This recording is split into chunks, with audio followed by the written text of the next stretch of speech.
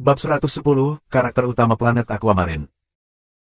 Seseorang pernah berkata bahwa jika seseorang meninjau kehidupan sebelumnya, seseorang akan menyadari bahwa kesalahan seseorang di masa lalu akan kembali menghantui kehidupannya. Jika kata-kata itu benar, Han Xiao merasa bahwa dia pasti akan menjadi pemilik rumah berhantu, dikelilingi oleh hantu-hantu yang penuh kebencian, karena setiap musuh yang dia bunuh menatapnya tajam dengan mata penuh dendam dan marah. Pada titik paling kritis, Han Xiao menggunakan keterampilan snipingnya yang menakjubkan untuk menstabilkan situasi pertempuran. Dia memberi tentara bayaran waktu untuk berkumpul kembali, dan sisa penembak jitu yang masih hidup juga memanfaatkan kesempatan untuk menuju tempat persembunyian baru. Para tentara bayaran menjadikan Han Xiao pejuang utama, dan mereka semua memberikan dukungan untuknya. Rencana musuh untuk menekan Han Xiao dengan api besar gagal total. Pasukan yang bekerja dengan Han Xiao berhasil menghilangkan stres dan tekanannya. Pada gilirannya, ini mengeluarkan kekuatan terbaiknya dan membuat pertarungannya lebih mudah. Tanda pisah, tanda pisah, tanda pisah, tanda pisah. Kamu sedang mengecam saat beraktivitas. Kamu mempelajari teknik moving snipe. 100/100. Kamu berhasil digenggam memindahkan snipe. Moving snipe LV, 10/4500 pengurangan hilangnya akurasi dari pemotretan saat bergerak, plus 2% akurasi tembakan eksplosif, plus 1% laju kebakaran saat dilengkapi dengan senapan sniper. Tanda pisah, tanda pisah, tanda pisah. Han Xiao menyadari bahwa moving snipe tidak memerlukan poin EXP dalam jumlah besar. Dia menyalurkan poin EXP tambahannya ke skill dan meningkatkan skill ke LV 4. Dia menjadi lebih nyaman dengan mengoperasikan senapan sniper dan bisa menggunakan senjata dengan kemampuan terbaiknya. Setelah dorongan kuat awal musuh, situasinya kembali menguntungkan pembela. Pasukan musuh yang masuk kelelahan. Mereka ingin menggunakan bahan peledak untuk membuat lubang di dinding luar taman dan menindaklanjuti dengan mengarahkan kendaraan mereka ke dalam kompleks. Namun, pelat baja keras dan beton dengan perbaikan yang mendesak terjadi membuat bagian luar tidak mungkin meledak. Para musuh kemudian mengubah rencana mereka dan ingin melenyapkan para penjaga pangkalan secara langsung, tetapi sebaliknya, mereka dihentikan oleh Han Xiao yang kuat, yang tiba-tiba muncul di depan mata mereka. Musuh menyadari serangan mereka akan menuruni bukit. Mereka mulai mundur dan meninggalkan tumpukan mayat. Helikopter Y-5 Snake berbalik dan terbang menjauh dari lokasi. Helikopter itu tidak memiliki keberanian untuk terbang dekat ke tanah. Para pilot takut bahwa Han Xiao bisa menembaki tangki bahan bakar dan penyimpanan amunisi, yang akan membatasi kemampuan tempur helikopter, membuatnya kurang dari ancaman. Pertempuran akhirnya berakhir. Han Xiao menghela nafas lega. HP-nya turun lebih dari 600 poin. Level daya tahan dari armor yang dapat ditarik yang dikontrol secara magnetis berkurang banyak, tapi dia telah membawa beberapa bagian mekanik, sehingga dia bisa melakukan perbaikan pada item yang rusak.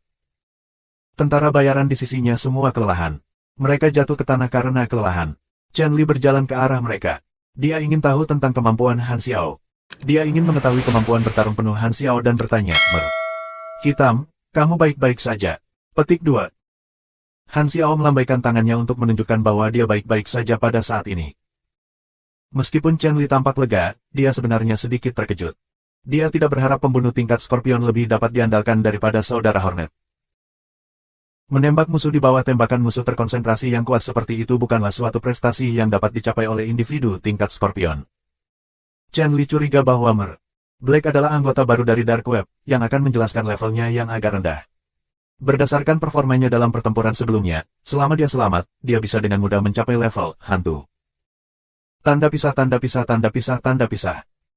Babak ketiga selesai. Kamu memperoleh 150.000 EXP. Ubah persyaratan quest. Persyaratan ronde keempat, bertahan melawan 5 gelombang serangan. Hadiah, 40.000 EXP per gelombang, akumulasi EXP akan disimpan jika misi gagal. Hadiah khusus, 100.000 EXP. Tanda pisah, tanda pisah, tanda pisah, tanda pisah. Han Xiao merasa tak berdaya. Mengapa ini merupakan misi pertahanan lain? Bisakah ada lebih banyak variasi? 3 benteng telah hancur, dan banyak pasukan tentara bayaran juga tewas. Apakah seluruh misi akan menjadi pertahanan tanpa akhir melawan serangan musuh? Satu-satunya hiburan mungkin adalah pengalaman dan hadiah spesial. Mungkin hadiah khusus adalah alasan dibalik semua persyaratan tersembunyi untuk misi. Taktik khusus apa yang akan mereka jalankan kali ini? Han Xiao berjalan ke zona logistik untuk memulai perbaikan peralatan yang rusak dan mengisi kembali amunisi yang habis. Dalam perjalanannya ke sana, dia bertemu dengan pandangan hormat yang diberikan oleh tentara bayaran. Penampilan mereka tampak seperti mereka telah memberikan lampu hijau untuk membiarkan Han Xiao menjadi pemimpin semua penembak jitu dalam pasukan alih-alih saudara Hornet. Pasukan yang terluka menghabiskan malam dengan perawatan diri mereka sendiri sementara pasukan yang tidak terluka mengalami tidur nyenyak. Hujan berhenti saat matahari terbenam. Tanahnya berlumpur, bercampur darah dan peluru. Bau tajam yang aneh juga dipancarkan oleh tanah. Han Xiao siap untuk menutup matanya untuk tidur sebentar ketika dia mendengar keributan muncul dari perangkat komunikasi. Target telah muncul. Han Xiao membuka matanya dan melihat ke arah mansion. Pria tua botak dan seorang pria tampan muncul di belakang pagar rumah besar. Semua tentara bayaran waspada, dan mereka menatap dengan penasaran target yang seharusnya mereka lindungi. Ketika semua tentara bayaran dan pembunuh bayaran tiba di depannya, lelaki botak yang terbuka itu mulai berbicara. Terima kasih atas perlindungan yang kalian tawarkan selama beberapa hari terakhir. Sekarang aku akan memanggil nama beberapa orang yang ingin aku ajak bicara. Petik 2. Pria tua botak itu meneriakkan daftar nama. Nama-nama itu milik komandan pasukan bayaran dan pembunuh bayaran dengan kinerja luar biasa dalam misi. Tuan Black, yang merupakan nama kode Han Xiao, juga disebutkan. Petik 2. Tolong masuk rumah besar dalam 10 menit. Aku punya sesuatu untuk didiskusikan dengan kalian. Petik 2. Tanda pisah, tanda pisah, tanda pisah, tanda pisah. Kondisi untuk misi untuk gagal telah berubah. Tanda pisah, tanda pisah, tanda pisah, tanda pisah, tanda pisah. Kondisi tidak ada pintu masuk ke mansion, yang secara langsung akan menyebabkan kegagalan misi, sudah tidak ada lagi. Munculnya dua karakter misterius menciptakan diskusi yang intens antara pasukan penasaran dan bingung. Gelombang kegelisahan bisa dirasakan di hati Han Xiao sebagai gantinya. Dia berhasil mengenali salah satu dari mereka. Itu dia, Bennett Anderson. Tidak ada kata sifat mencolok yang diperlukan untuk menggambarkan Bennett. Bahkan, satu kalimat sederhana sudah cukup. Bennett adalah karakter utama planet Aquamarine.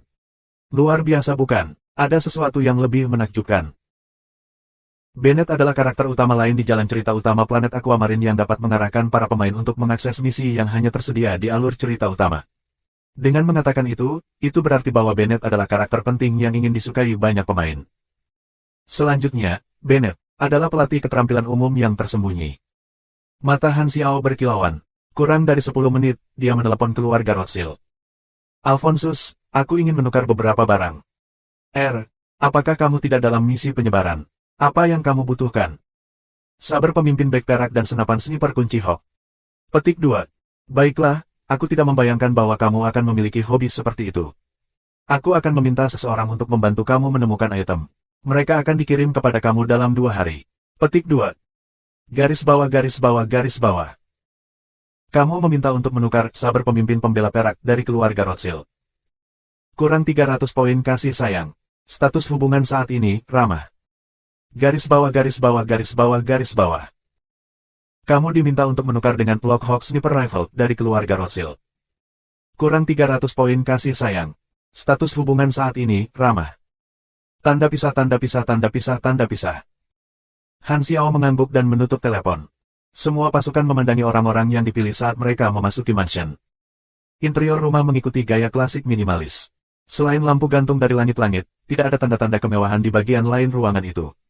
Pria tua botak itu duduk di sofa, dan pria ramah itu berdiri di belakangnya. Duduklah di mana saja kamu mau. Orang-orang yang dipilih mengambil tempat duduk mereka di sofa dan kursi di berbagai sudut ruangan. Han Xiao tetap berdiri. Dia bersandar di lemari kaca yang menyimpan semua botol anggur. Dia menatap pria ramah yang penuh perhatian. Itu memang Bennett. Dia mungkin terlihat seperti pria parubaya, tetapi dia sebenarnya berusia lebih dari 60 tahun. Dia adalah manusia super yang kuat, karena itu, dia terlihat lebih muda sejak usianya lebih lambat. Lelaki tua botak itu mendorong kacamatanya dan berkata dengan sengaja, biarkan aku memperkenalkan diri, aku Wang Yuan, dan aku akan membutuhkan perlindungan kalian untuk jangka waktu yang lama. Hari ini, aku memanggil kalian di sini sehingga aku bisa bertemu kalian semua. Juga, mansion akan terbuka untuk kalian kunjungi. Jika kalian mau, kalian semua bisa beristirahat di mansion. Petik 2. Wang Yuan. Belum pernah mendengar nama itu sebelumnya. Semua orang saling memandang dengan bingung. Mereka sebenarnya bingung oleh kenyataan bahwa kedua lelaki misterius itu memutuskan untuk mencari perlindungan di River Valley Manor karena Seagull City sepertinya tempat yang jauh lebih baik untuk melakukannya. Juga, siapa musuh yang tanpa henti memburu mereka? Mereka menyadari bahwa Wang Yuan tidak punya niat pertanyaan yang mereka miliki di hati mereka, oleh karena itu mereka tidak bisa repot-repot mengajukan pertanyaan ini. Juga, mengajukan pertanyaan sensitif bukanlah praktik yang baik dari profesi mereka. Kalian adalah kekuatan sentral yang membela River Valley Manor, dan begitu misinya selesai, kata Wang Yuan, aku akan membagikan hadiah tambahan untuk kalian secara pribadi. Mata banyak komandan tentara bayaran menyala. Hadiah yang ditentukan dari misi seharusnya dibagi dengan semua pasukan. Namun, hadiah yang tidak diumumkan secara pribadi dibagikan kepada komandan tidak perlu dibagikan dengan orang-orang mereka. Komandan dapat menggunakan hadiah sesuai keinginan mereka. Pertemuan itu singkat. Para komandan bergerak kembali untuk menjaga sesama pasukan mereka. Beberapa persediaan amunisi juga dipindahkan ke mansion untuk penyimpanan. Rumah itu sangat besar dengan banyak kamar kosong yang tersedia bagi pasukan untuk beristirahat di dalamnya. Keramaian dan hiruk-pikuk pindah ke mansion, dan tak lama kemudian, orang-orang mulai keluar masuk mansion tanpa henti. Wang Yuan dan Bennett tinggal sebentar sebelum mereka bergerak. Han Xiao bergerak cepat ke mereka berdua. "Bapak, Hitam, ada apa?" Wang Yuan tersenyum sedikit. Dia ingat kinerja yang menakjubkan dari sniper tadi malam. Itu masih segar di benaknya. Han Xiao memandang Bennett dan berkata, "Aku ingin berbicara secara pribadi dengannya." Wang Yuan dan Bennett keduanya tampak terkejut. Mereka saling memandang sejenak. Wang Yuan tersenyum dan berjalan ke sisi lain ruangan untuk memberi Han Xiao dan Bennett ruang pribadi mereka. "Mengapa kamu ingin berbicara dengan aku?" Bennett bingung. "Apa kita pernah bertemu sebelumnya?" Han Xiao menarik napas dalam-dalam dan berbicara pelan pada volume yang hanya bisa didengar keduanya. "Bennett Anderson, kamu adalah lelaki legendaris yang aktif kembali pada masa-masa perang yang lama. Kamu sebelumnya dilatih di kamp pelatihan misi Horot, yang langsung di bawah Badan Intelijen Ordina. Kamu adalah salah satu agen terbaik mereka dan mesin pembunuh berdarah dingin. Di pertengahan masa perang, kamu menjadi kapten tim elit agen Ordina yang menggunakan nama kode Iblis Biru. Kamu melakukan ratusan infiltrasi, sabotase, pembunuhan, dan operasi rahasia. Kamu meninggalkan Ordina dan akhirnya menjadi pengkhianat. Kepala kamu sekarang bernilai karunia 15 juta. Setelah kamu membelot, kamu menghilang selama 2 tahun. Legenda mengatakan bahwa kamu sedang menjalani beberapa latihan keras di medan keras di benua utara. Kamu seharusnya berburu binatang buas di pegunungan Caroso. Ketika kamu muncul sekali lagi, kamu menjadi orang terkuat di planet ini. Kamu memasuki perang lagi, tetapi kamu tidak membantu salah satu pihak yang terlibat dalam perang. Sebaliknya, kamu membantu para pengungsi dalam pelarian mereka, dan melalui itu, kamu membangun organisasi yang kuat yang merupakan pendahulu dari organisasi web gelap yang ada. Kamu muncul berkali-kali di daerah yang dilanda perang, dan karena semakin banyak orang yang diselamatkan olehmu, kamu secara bertahap dikenal sebagai pahlawan oleh orang-orang di waktumu. Juga, kamu meninggalkan jejak kamu dengan memiliki catatan pertempuran yang luar biasa dan hampir tidak dapat dipercaya. Ketika perang berakhir, kamu meninggalkan panggung dunia. Kamu menutupi trek kamu dan menghilang. Sejak saat itu, kamu tidak pernah muncul di mata publik. Petik 2. Semua kata-kata ini adalah deskripsi resmi Bennett yang diberikan dalam permainan. Han Xiao tidak bisa lagi mengingat detail seluk-beluk dan hanya bisa memberikan gambaran kasar.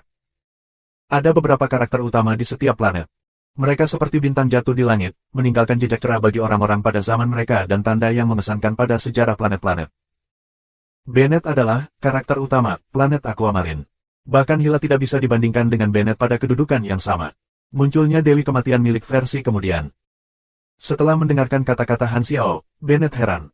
Han Xiao adalah yang pertama dari semua pengawalnya yang benar-benar menunjukkan identitas aslinya.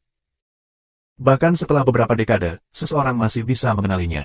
Bennett tampak sangat dingin, seperti balok es, di masa lalu, dan dia tampak sangat berbeda sekarang. Dia benar-benar banyak berubah, jadi bagaimana mungkin identitas aslinya dikenali? Spekulasi yang paling mungkin muncul di hati Bennett. Dia bertanya dengan ragu-ragu, "Jadi, apakah kamu penggemar aku? Kagumi kamu, pantatku." Meskipun Han Xiao ingin mengatakan itu, dia menganggap itu tidak menyenangkan menyinggung Bennett.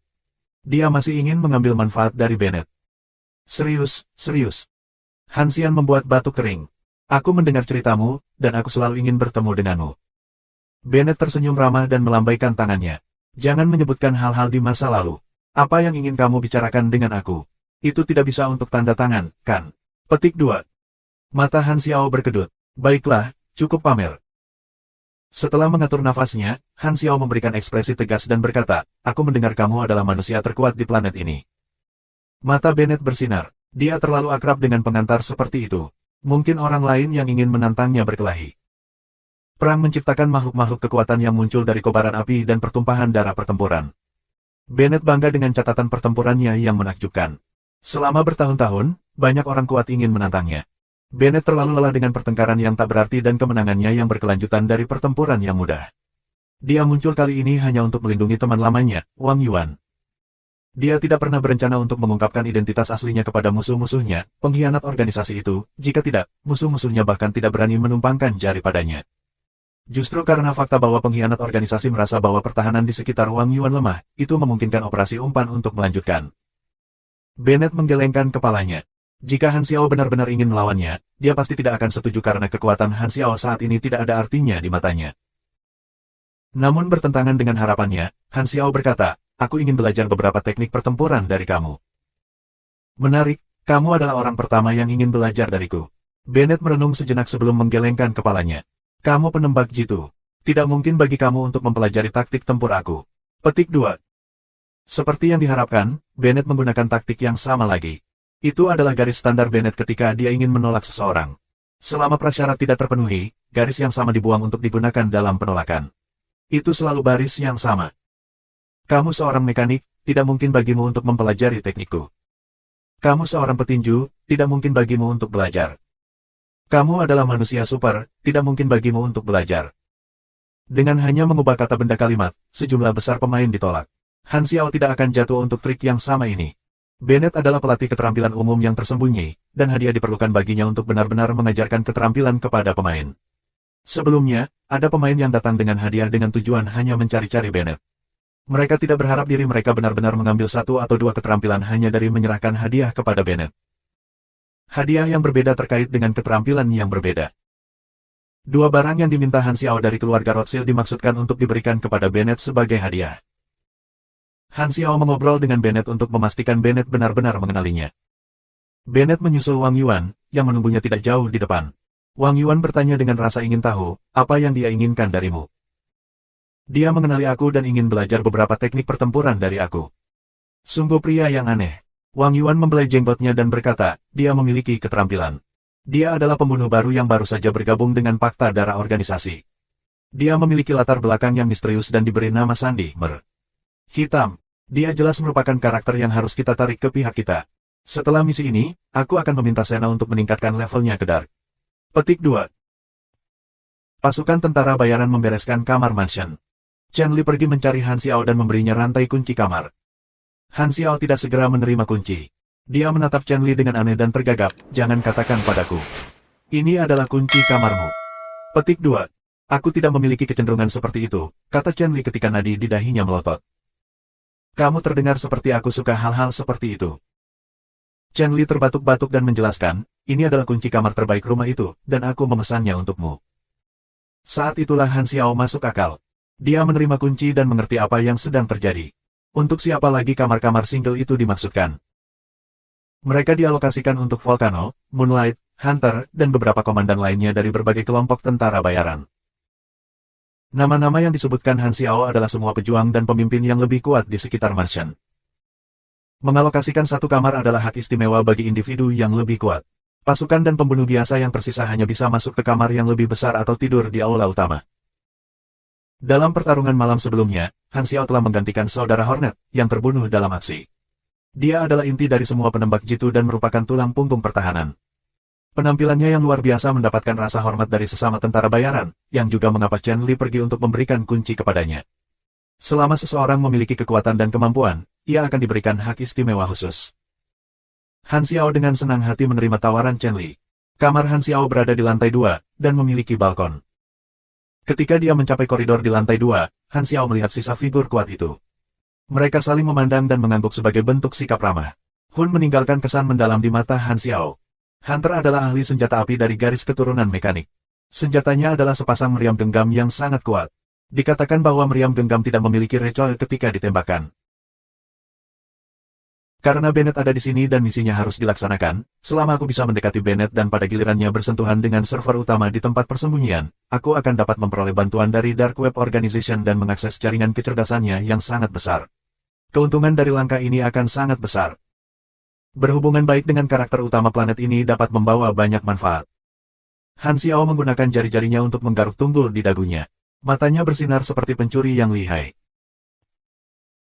Selama 2 hari berikutnya, musuh melakukan penggerebekan setiap malam, seolah-olah mereka adalah sekelompok monster gila yang tidak memiliki cukup serangan malam. Mereka mengulurkan cengkeraman jahat mereka ke arah Manor. Han Xiao mengambil alih peran saudara Hornet dan bertugas memegang tanah. Dia menggunakan kemampuan snipingnya yang kuat untuk mengendalikan situasi. Meskipun akurasinya yang luar biasa adalah satu hal, yang lebih mengesankan adalah ketajaman ketangkasannya dalam pertempuran. Setelah sebelumnya bertarung dalam perang antar planet di galaksi, di mana skala dan kepadatan senjata terlalu besar, pertempuran ini seperti jalan santai. Keduanya tidak berada pada level yang sama, dan perbedaan mereka terlalu besar. Dalam kegilaan dan kekacauan perang antar planet, kesalahan kecil bisa menyebabkan pesawat jatuh dan tewas. Setiap kesalahan kecil semakin meningkat. Karena itu, Han Xiao mengembangkan ketajaman dan nalurinya untuk mencari peluang melalui celah tipis dari situasi yang intens. Itu adalah tanda dari seorang master sejati. Meskipun Han Xiao sama sekali tidak rendah hati, bahkan tidak tahu malu, dia tidak diragukan lagi seorang master sejati. Itu adalah sepotong kue baginya untuk menangani pertempuran skala kecil yang mengadopsi peralatan berteknologi rendah. Tembakannya selalu bisa mengenai sasaran di tempat yang tepat. Dengan bantuan Han Xiao, ada pengurangan besar dalam korban yang dihadapi oleh tentara bayaran. Sangat menakjubkan. Sebelumnya, saudara-saudara Hornet lebih fokus untuk membunuh musuh, dan mereka hampir tidak bisa membantu yang lain dalam baku tembak. Namun, Tuan Black menggunakan gaya sniping all around, yang memungkinkannya untuk mengeksekusi musuh dan juga mengambil waktu untuk melakukan tindakan pertahanan. Itu seperti pertunjukan satu orang yang menangani seluruh medan pertempuran Tenggara dan Timur Laut. Dapat diandalkan dan stabil adalah persepsi yang dimiliki pasukan tentang Han Xiao. Dukungan api Han Xiao memungkinkan mereka untuk lebih mudah berkelahi. Seorang penembak jitu yang bisa mengendalikan seluruh situasi pertempuran adalah ancaman yang tak terlukiskan. Itu wajar bagi musuh untuk memusatkan senjata mereka pada Han Xiao. Namun, Han Xiao berhasil menetralisir ancaman dengan mobilitas yang diberikan oleh sepatu botnya. Juga, modul penguatan kesehatan tingkat rendah memberinya kemampuan untuk menahan serangan yang dilakukan musuh. Dia hampir menggandakan HP yang dimiliki oleh mekanik normal pada levelnya. Bahkan manusia super dan petinju yang melebihi LV40 mungkin tidak memiliki lebih banyak HP daripada dia. Karena itu, tidak perlu bagi Han Xiao untuk takut terhadap serangan musuh seperti penembak jitu lainnya. Itu juga pertama kalinya pasukan melihat seorang penembak jitu yang berani menghadapi tembakan langsung senapan mesin musuh dan menghadapi musuh di depan. Itu mengubah persepsi awal pasukan bahwa penembak jitu hanya melakukan serangan secara diam-diam, jauh dari perhatian musuh. Dalam 2 hari itu, Han Xiao menjadi lebih dihormati di mata pasukan. Kematian pasti akan terjadi dalam pertempuran, dan pasukan dan pembunuh baru tiba untuk menggantikan mereka yang terbunuh dalam aksi.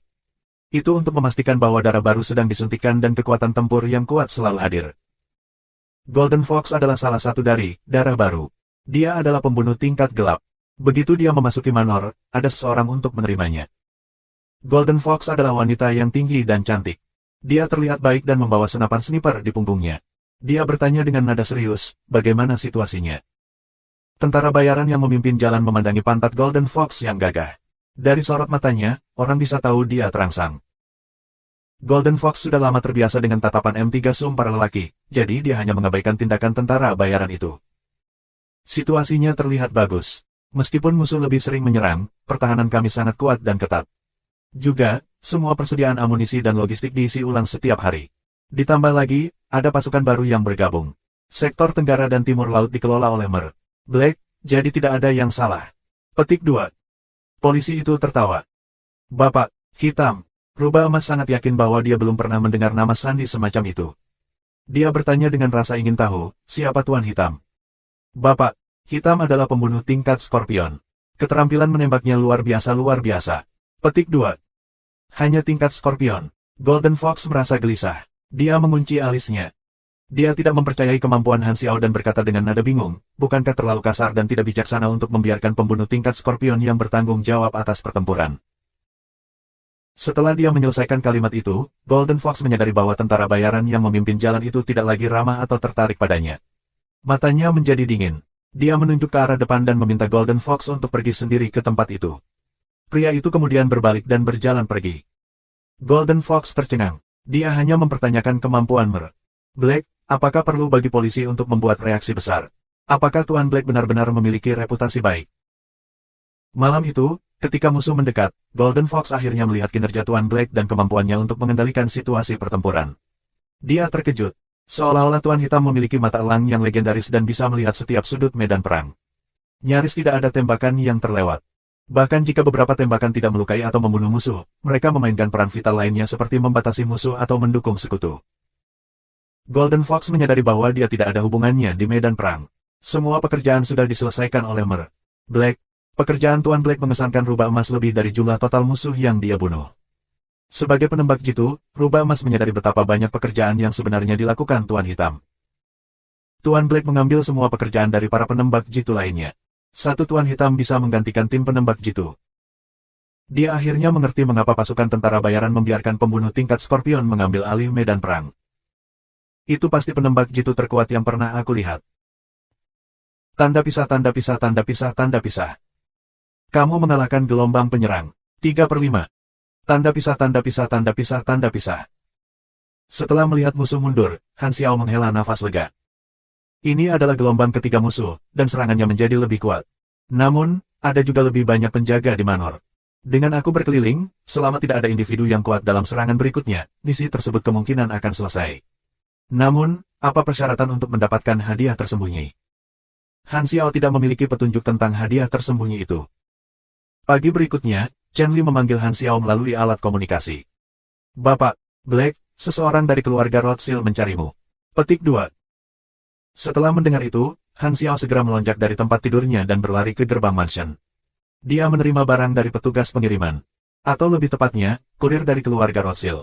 Kedua item itu adalah sabre pemimpin pembela perak dan senapan sniper kunci Hawk. Kedua item tersebut berasal dari beberapa dekade yang lalu. Mereka tidak lagi dalam produksi, dan negara-negara yang memproduksi barang tidak lagi ada. Kedua barang itu dianggap barang antik. Bennett adalah seorang kolektor senjata antik yang rajin, dan barang-barang ini adalah prasyarat yang diperlukan untuk mempelajari keterampilan baru. Ada total lebih dari 10 item yang dapat mengaktifkan pembelajaran keterampilan baru. Jenis-jenis hadiah itu berbeda, oleh karena itu, mereka mengarah pada keterampilan yang berbeda. Namun, jumlah total item ini terbatas, dan itu berarti bahwa jumlah pemain yang bisa belajar keterampilan dari Bennett juga terbatas. Instruktur tersembunyi biasanya mentransfer keterampilan kepada murid-murid mereka sedemikian rupa. Sebagai contoh, hanya ada sekitar 100 pedang seperti itu yang tersisa, dan dengan pedang itu, seseorang bisa menguasai kemampuan menyerang yang sangat kuat yang dikenal sebagai Flaming Wheel. Pada tahap akhir versi 1.0, harga pedang meningkat menjadi jutaan dolar, dan Han Xiao bisa mendapatkannya dengan mengorbankan beberapa poin hubungannya dengan keluarga Rothschild. Itu adalah kesepakatan yang cukup bagus. Han Xiao ingin sekali menguasai kemampuan Flaming Wheel, sesuatu yang gagal dia lakukan dalam kehidupan masa lalunya. Setelah Han Xiao mendapatkan barang-barang itu, ia segera pergi mencari Bennett. Karena tentara bayaran dan pembunuh bayaran diizinkan masuk ke istana, Bennett dan Wang Yuan sering muncul. Semua orang tahu bahwa mereka hidup di lantai tertinggi. Tangga villa terbuat dari kayu mahoni dan mengeluarkan aroma khusus. Han Xiao berjalan menaiki tangga ke lantai atas dan mengetuk pintu Bennett. Duduklah di mana saja kamu mau.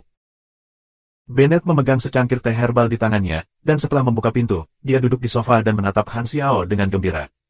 Dia menyukai Han Xiao karena Han Xiao adalah orang pertama yang mengenali identitas aslinya. Dia kemudian bertanya, apa yang kamu inginkan? Oh, tunggu, jangan terburu-buru berbicara. Aku membuat pot teh herbal, apakah kamu ingin mencoba? Dia kemudian menunjuk cangkir di tangannya. Teh herbal dalam cangkir sangat kental. Tehnya berwarna hijau dan memiliki gelembung aneh. Han Xiao menutup mulutnya, tetapi akhirnya dia tidak bisa menahan keinginannya untuk berbicara. Dia menunjuk teh herbal dan berkata dengan suara terengah-engah, jadi apa trade-off yang harus aku buat? Bennett menuliskan kebingungan di wajahnya. Dia tidak mengerti apa yang dikatakan Han Xiao. Han Xiao batuk dan mengembalikan pembicaraan. Aku ingin belajar teknik bertarung darimu. Bennett tidak tahu apakah dia harus tertawa atau menangis. Aku pikir aku bilang tidak. Apakah itu sabre pemimpin pembela Sliver? Saber pemimpin pembela perak diproduksi di negara kuno yang tidak ada lagi. Teknik pembuatan senjata negara itu memiliki sejarah lebih dari ratusan tahun. Setiap senjata yang diproduksi dianggap sebagai benda berharga yang menampilkan keahlian luar biasa. Hanya ada sekitar 100 pedang seperti itu yang tersisa di dunia. Pedang itu benar-benar klasik. Ada ukiran tulisan suci pada bilah pedang. Kata-kata yang tertulis sangat menyenangkan, dan setiap pedang diukir dengan paragraf yang berbeda. Paragraf-paragraf itu digabung bersama untuk membentuk hikayat negara kuno. Bennett menatap tajam ke arah pedang itu. Orang bisa tahu dari sorot matanya bahwa dia sangat menyukai pedang itu. Namun, dia tidak mengulurkan tangannya untuk meraihnya. Sebaliknya, dia menatap Han Xiao dengan heran. Kamu ingin memberikan pedang kepadaku. Bagaimana kamu tahu bahwa aku suka mengumpulkan senjata antik? Kamu pasti pengagumku. Petik 2. Aku, Han Xiao terdiam. Memang, apa yang dia lakukan pada Bennett agak aneh. Sulit untuk menjelaskan mengapa dia ingin memberikan pedang kepada Bennett. Dia berpikir dalam hati, selama aku bisa belajar keterampilan baru, aku bisa menerima segala bentuk kesalahpahaman. Mungkin tindakan aku bahkan dapat meningkatkan hubungan dengan Bennett. Tidak apa-apa asalkan kamu bahagia. Setelah menerima saber pemimpin pembela perak, Bennett tidak bisa melepaskan tangannya dari kepemilikan yang berharga itu. Dia juga merasa cukup terjerat. Han Xiao telah memberinya hadiah yang selalu dinanti-nantikannya. Juga, Han Xiao tampak seperti penggemar hardcore-nya, jadi dia tidak tahan untuk menolak permintaan Han Xiao. Bennett berpikir sejenak dan kemudian mengangkat kepalanya. Dia tersenyum pada Han Xiao dan berkata, "Ayo kita lakukan." Han Xiao bisa merasakan merinding naik, dan dia segera mundur ke belakang. Dia memegang tangannya di depan tubuhnya. Tubuhnya tegang dan siap menghadapi langkah mendatang yang diharapkannya dari Bennett. "Apa yang kamu pikirkan? Maksudku aku bersedia mengajarimu beberapa keterampilan." Bennett menepuk dahinya dengan tangannya. "Bisakah kamu mengatakan kalimat lengkapnya lain kali?" Petik 2. Kamu harus menjernihkan semua pikiran kotor ini dalam benakmu. Bennett tidak tahu bagaimana dia harus bereaksi. Dia menggelengkan kepalanya dan merenung sejenak. Dia akhirnya mengkonfirmasi keterampilan yang dia inginkan untuk mengajar Han Xiao. "Pada hari-hari awal ketika aku lemah dan muda, aku bereksperimen dan menemukan banyak teknik bertarung. Salah satu teknik seperti itu memberi aku kekuatan untuk kembali ketika aku sedang down. Aku menamai tekniknya Flaming Wheel. Otak adalah pelindung tubuh seseorang tetapi pada saat yang sama merupakan faktor pembatas. Jika seseorang dapat menghilangkan faktor pembatas, bahkan individu biasa tanpa bentuk pelatihan apapun akan dapat melepaskan kekuatan yang sangat besar. Namun, metode seperti itu sangat merugikan tubuh seseorang. Suatu ketika aku dihadapkan pada bahaya, aku tiba-tiba membuka kunci faktor pembatas, dan dengan beberapa kali mencoba, aku berhasil menemukan cara untuk menghilangkan faktor pembatas untuk waktu yang singkat tanpa melukai tubuh aku." Petik 2. Bennett mulai menjelaskan teori di balik teknik tersebut dan dengan sabar menyoroti faktor kunci di balik penguasaan teknik tersebut. Tanda pisah, tanda pisah, tanda pisah, tanda pisah. Bennett Anderson LV60 mengajari kamu keterampilan Flaming Wheel. Kecerdasan kamu melebihi 100 poin dan memenuhi prasyarat untuk mempelajari keterampilan. Kemajuan kamu saat ini adalah 3%. Tanda pisah, tanda pisah, tanda pisah, tanda pisah. Pelajaran berlangsung dari pagi hingga sore. Suara yang menenangkan dari antarmuka menyoroti kemajuan Han Xiao sampai saat ketika Han Xiao menguasai keterampilan sepenuhnya. Tanda pisah, tanda pisah, tanda pisah, tanda pisah. Flaming Wheel LV, 1 keterampilan umum. Bennett Anderson muda sebelumnya menguasai keterampilannya di belantara ekstrim di benua utara. 7 beruang macan tutul utara mencoba menyerangnya, dan salah satu makhluk itu sebesar tangki kecil. Tidak ada yang mau mendengar raungan macan tutul. Begitu makhluk itu mengaum, itu berarti ia telah mengunci kamu. Kulit mereka yang tebal, otot-ototnya tidak dapat ditembus bahkan oleh peluru. Bennett hanya membawa belati kecil ketika berhadapan dengan serangan yang akan datang. Dia tidak memiliki senjata termal. Dalam masa putus asa seperti itu, Bennett menguasai teknik itu dan menggunakan belati kecilnya untuk menghasilkan kerusakan yang sebanding dengan yang ditangani oleh blade gelombang berfrekuensi tinggi. Keahlian ini memiliki kemampuan pasif dan aktif. Kemampuan aktif, ketika batas atas 10% energi dan stamina habis, serangan berikutnya akan menghasilkan 130 hingga 150% kerusakan. Bahkan ada kemungkinan kecil kerusakan 180 hingga 200% dan kemungkinan 1 menit untuk kerusakan 250 hingga 300%. Terakhir, meskipun sangat langka, ada kemungkinan mikroskopis kerusakan 500% ditangani. Pendinginan untuk kemampuan adalah 10 menit. Kemampuan pasif, ketika HP kurang dari 20%, kemampuan akan diaktifkan. Waktu pendinginan adalah 30 menit. Peningkatan serangan dihitung dari kerusakan yang ditangani oleh serangan dasar. Ini mirip dengan konsep pertahanan. Kerusakan asli yang diterima kemudian diubah menjadi kerusakan yang sebenarnya ditangani setelah memperhitungkan pengurangan kerusakan.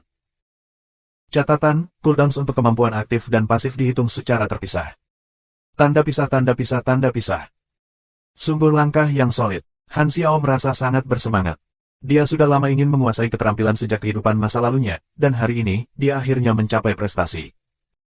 Ada nama lain yang diberikan kepada Flaming Wheel oleh para pemain. Kemampuan itu juga dikenal sebagai ledakan galaksi kecil. Skill adalah skill umum yang bisa dikuasai oleh pemain dari semua profesi. Prasyaratnya adalah bahwa kecerdasan seseorang harus melebihi 100 poin. Ada 100 sabre pemimpin pembela perak, oleh karena itu, sekitar 100 orang dapat menguasai keterampilan. Han Xiao adalah salah satunya.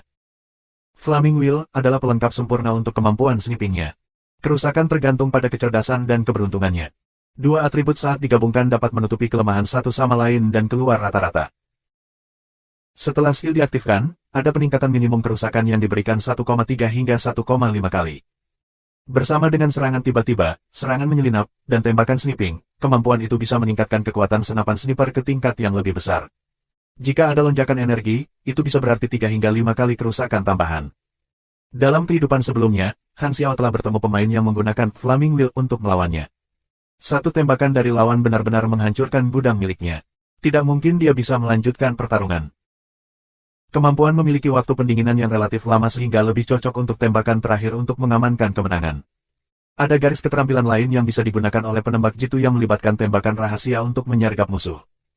Snipe penyergap seperti itu menghantam musuh di titik terlemah mereka tanpa mereka sadari. Item lain yang dimiliki Han Xiao, Lockhawk Sniper Rifle, dapat mengaktifkan lebih banyak misi untuk profesi sampingan yang akan diambilnya. Profesi timnya melibatkan operasi yang lebih rahasia dan rahasia. Han Xiao belum berencana untuk mengaktifkan misi sampingan dengan item tersebut. Dia ingin melakukannya hanya setelah dia menyelesaikan misinya membela istana sehingga dia memiliki waktu yang cukup untuk fokus pada itu. Setelah melihat kegembiraan di Han Xiao, Bennett merasa bingung dan bertanya, "Kamu selesai belajar?" "Cepat, benar." Han Xiao berseri-seri bangga. Bennett terkejut dan tidak bisa mempercayai apa yang didengarnya. Dia bergerak mundur dan berkata, "Beri aku pukulan, dan aku akan tahu jika kamu benar-benar menguasai keterampilan." Setelah mendengar itu, Han Xiao, yang tidak bisa lagi menunggu untuk menguji kemampuan barunya, melemparkan pukulan kuat ke Bennett. Tanda pisah, tanda pisah, tanda pisah, tanda pisah. Kamu menggunakan Flaming Wheel. Inisialisasi. Inisialisasi selesai. Serangan kamu berikutnya akan menangani 136% dari kerusakan dasar. Tanda pisah, tanda pisah, tanda pisah. Pukulan mendarat di sisi kiri wajah Bennett. Wajah Bennett terasa seperti dinding yang tidak bisa dihancurkan yang lebih keras dari baja. Kerusakan -1 ditunjukkan di atas kepala Bennett. Tanda pisah, tanda pisah, tanda pisah. Kamu memasuki mode pertempuran. Berdasarkan level kamu, kamu memiliki akses ke informasi berikut. Bennett Anderson.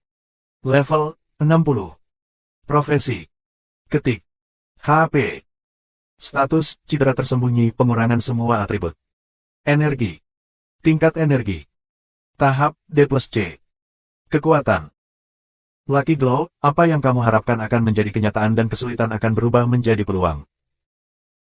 Teknik pertempuran legendaris, dengan 12 serangan, akan ada kerusakan tambahan hingga 40-70%. Tanda hubung tanda tanya tanda tanya tanda tanya.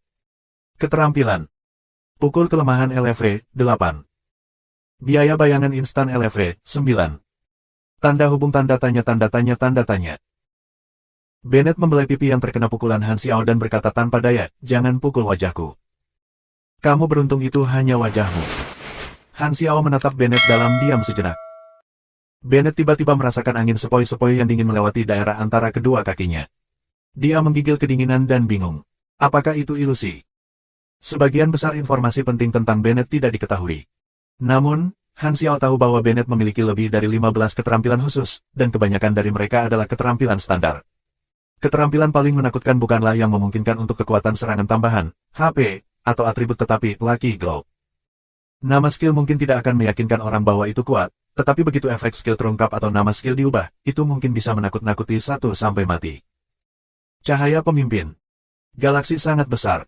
Berbagai planet dan peradaban yang membentuk dunia galaksi akan selalu memiliki salah satu dari ribuan epos heroik. Lucky Glow adalah keterampilan standar yang dimiliki oleh karakter utama. Misalnya, jika Bennett menggunakan miliknya, Flaming Wheel akan ada keuntungan dalam atribut setiap putaran. Itulah kemampuan yang Lucky Glow berikan kepadanya.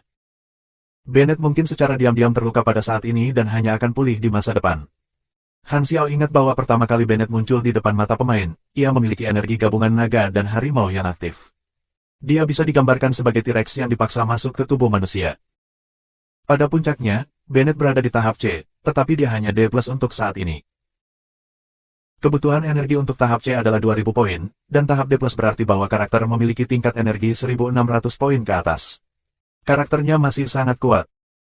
Kekuatan tempur Han Xiao saat ini macet di tahap D, yaitu sekitar 800 poin. Hanya setelah keuntungan tambahan yang bisa dia peroleh dari peralatannya, dia bisa mencapai tahap D. Panggung karakter tidak mewakili kekuatan tempur mereka. Pada akhirnya, karakter yang berbeda dengan keterampilan yang berbeda memiliki kekuatan yang berbeda dalam jenis medan dan lingkungan tertentu. Namun, selama karakter memiliki tingkat energi yang tinggi, itu berarti mereka pasti memiliki aspek yang sangat kuat. Setelah mengucapkan selamat tinggal kepada Bennett, Han Xiao kembali ke pos snipernya. Dia tiba-tiba merasakan sensasi aneh di hatinya dan berbalik. Penembak jitu wanita di sampingnya menatapnya dalam-dalam. Han Xiao memang mengenali wanita itu. Dia dikenal sebagai Golden Fox dan merupakan pembunuh baru yang baru tiba di lokasi kemarin. Han Xiao merasakan wajahnya beberapa kali untuk memastikan bahwa ia memiliki topeng di wajahnya. Dia benar-benar bingung. Tidak mungkin dia bisa melihat melalui topeng. Bagaimana dia bisa tertarik oleh wajah tampan aku bahkan ketika aku memiliki topeng? Golden Fox berjalan mendekatinya. Dia memiliki senyum yang cantik di wajahnya dan berkata dengan malas, Black, aku bertanya-tanya apakah kamu bisa mengajari aku beberapa keterampilan sniping. Petik 2. Saat dia berbicara, Golden Fox diam-diam meremas payudaranya dengan tangannya untuk mengungkapkan belahan dadanya yang dalam. Dia mencoba merayuku. Han Xiao menyipitkan matanya. Terlepas dari niatnya, Han Xiao tidak tertarik pada rayuan seperti itu. Dia mengangkat tangannya di depan tubuhnya dan berkata dengan tegas, Nona, tolong harga diri. Mata Golden Fox melotot. Dia menyadari bahwa Tuan Black sangat tahan terhadap rayuan seksual. Dia segera mengubah strateginya. Ekspresinya berubah dari yang seksi ke ekspresi seorang gadis kecil tak berdaya yang mencari bantuan. Perubahan mendadak itu bahkan lebih cepat daripada pertunjukan topeng si Cuan. Dia menyilangkan tangannya di depan payudaranya dan berkata dengan terengah-engah, Aku hanya ingin meminta bimbingan, aku tidak punya niat lain. Petik 2. Han Xiao memutar matanya dan berkata, Nona, jangan buang energi kamu. Aku tidak suka wanita. Petik 2. Ekspresi wajah Golden Fox menegang, dan dia menatap Han Xiao dengan heran dan tergagap. Kamu suka? Tidak, aku tidak suka laki-laki. Han Xiao menyentuh porselennya dan berkata, sebenarnya, aku bahkan tidak tertarik pada manusia. Atau apapun yang hidup. Golden Fox benar-benar tercengang. Dia menundukkan kepalanya dan berkata, maaf mengganggu. Dia kemudian berbalik dan lari tanpa ragu-ragu. Han Xiao tertawa terbahak-bahak. Tidak percaya dia mencoba merayuku. Dia hanyalah orang yang ramah lingkungan. Omong-omong, aku sangat populer dengan wanita saat itu. Tapi itu semua di masa lalu, dan itu benar-benar tidak ada artinya. Setelah tertawa sendiri beberapa kali, Han Xiao tiba-tiba berhenti. Dia lalu menghela nafas dalam-dalam dan mengambil sebatang rokok dan menyalakan lampu. Pada saat itu, sebuah mobil mendekati Manor. Han Xiao melihat ke atas dan langsung terkejut. Mobil itu dicat hitam. Ada lambang di pintu mobil. Lambang itu adalah naga yang mengelilingi 3 bintang. Itu adalah kendaraan divisi 13. Mengapa divisi 13 ada di sini? Mengindahkan instruksi yang diberikan oleh Wang Yuan, pasukan tentara bayaran membuka gerbang dan mengarahkan mobil divisi 13 ke Manor. Sebuah kaki yang terbungkus setelan ketat tempur keluar dari pintu mobil. Kaki itu ramping, dan itu menarik banyak perhatian pasukan. Setelah sepatu bot mendarat di tanah, orang pertama yang keluar dari mobil adalah teman lamanya Di Susu. Di Susu memiliki sikap arogan, dan seolah-olah dia tidak ingin didekati oleh siapapun. Anggota tim lainnya mengikuti di belakangnya. Beberapa pasukan kasar mencoba menggodanya dengan peluit serigala mereka, dan mereka memeriksa sosok Di Susu yang cantik. Seorang setengah baya dengan keriput di ujung matanya turun dari mobil. Kehadirannya yang tegas bisa dirasakan. Jelas bahwa dia adalah pemimpin Di Susu dan rekan-rekan agennya. Kelompok itu menuju rumah besar. Di Susu bisa merasakan dinginnya tulang punggungnya. Ada juga perasaan dingin yang muncul di dalam hatinya. Dia tahu bahwa dia dikunci oleh orang yang sangat berbahaya. Dia menoleh dan melihat seorang pria parubaya yang mengenakan pakaian hitam bersandar di dinding dengan penembak jitu menatapnya. Wajahnya sebenarnya cukup menenangkan, tetapi bahkan dengan itu, dia bisa merasakan dirinya gelisah dan kedinginan di hatinya seolah-olah dia merasakan semacam ancaman yang akan datang. Siapa orang itu? Di Susu terkejut. Dia kemudian merasakan keakraban tentang pria berkulit hitam. Sebelum dia bisa memikirkan masalah itu, dia memasuki mansion. Pintu tertutup, dan pandangannya terhalang. Di ujung dinding, Han Xiao melihat agen-agen divisi 13, dan matanya cerah. Agen dari divisi 13 langsung naik ke lantai tertinggi mansion, di mana Wang Yuan dan Bennett sedang menunggu mereka. Wang Yuan, lama tidak bertemu, kata pria tua yang memimpin agen. Meskipun, dia mengatakannya dengan wajah poker, nada suaranya terdengar seperti dia akhirnya bertemu dengan teman lamanya. Moran, kata Wang Yuan, sudah lebih dari 10 tahun. Kamu adalah salah satu kartu truf divisi 13, dan aku adalah pemimpin organisasi web gelap. Jika bukan karena situasi saat ini, kita mungkin tidak akan bertemu lagi. Petik 2. Ya, Moran mengangguk. Dia melihat Bennett di samping, dan meskipun wajahnya masih tanpa ekspresi, orang bisa tahu keheranan dalam suaranya. Orang ini juga ada di sini. Kamu masih ingin menantangku? Bennett menjawab dengan nada tidak ramah. Aku tidak tertarik memukulmu lagi. Semuanya di masa lalu, Bennett. Tidak ada gunanya membicarakannya lagi. Moran segera mengakhiri topik pembicaraan ini. Bennett. Di Susu dan rekan-rekan agennya terkejut. Bennett sangat terkenal di antara semua agen intelijen. Dia tidak hanya pahlawan di era Perang Lama, tetapi juga seorang individu dengan kecakapan pertempuran yang luar biasa kuat.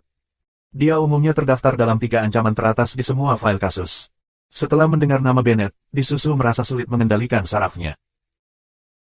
Moran mengerutkan kening dan bertanya, dalam pertempuran selama 10 hari terakhir, meskipun mereka semua terjadi di luar kota, itu juga menghasilkan pengaruh negatif. Suara meriam dan suara tembakan terlalu jelas. Apa yang sedang kalian lakukan? Wang Yuan menggelengkan kepalanya. Kami, para pemimpin asli dari Dark Web Organization ingin mempertahankan posisi netral kami, tetapi beberapa petinggi yang tamak ingin melepaskan netralitas karena mereka tertarik pada kekuatan yang mungkin mereka dapatkan jika mereka memihak. Mereka mengincar posisi kepemimpinan kita dan ingin menggantikan kita untuk mendapatkan kendali atas organisasi web gelap.